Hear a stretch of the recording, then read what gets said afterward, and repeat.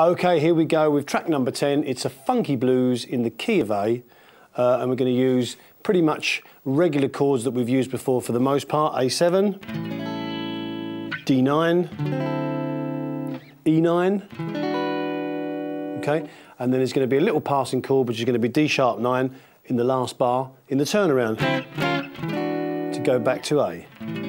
So let's just discuss the format of the chords, and then I'm going to try and give you a couple of tips on how to make it sound funky. So we have A for a bar, 2, 3, to D9 for a bar, 2, 3, 4, then back to A for 2 bars. Then we go to D9 for 2 bars, back to A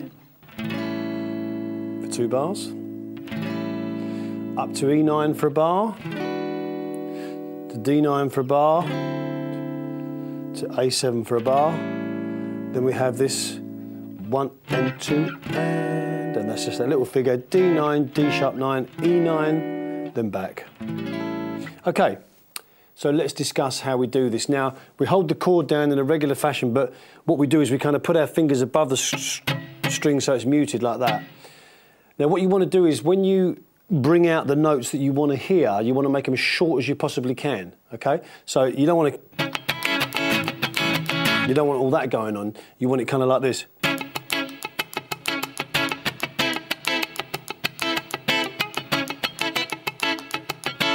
If you can imagine a drummer, when he's playing his hi-hat, the notes he brings out as accents. If you imagine the lower notes being like the kind of the choke notes, and then the accents as being the ones that come out like this.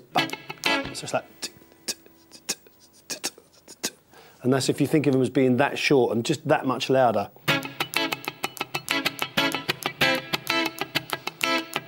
Okay, so let's try it along with the track and see if we can make it sound funky.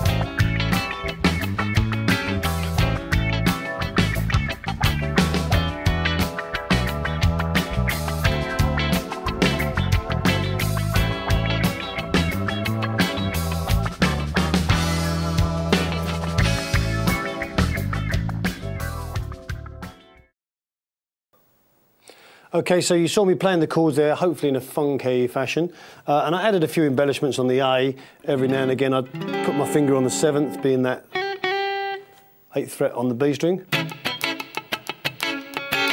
Then when I went to the D9, just playing that B note on the 7th fret high E string. And then also notice me hammer. Some octaves, and don't forget you can use this, lots of different chord inversions. Maybe take the A up here,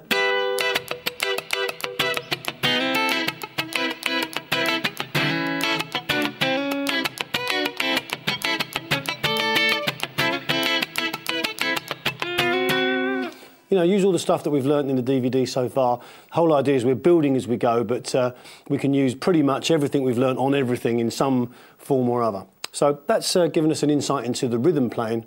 Let's have a look at some lead.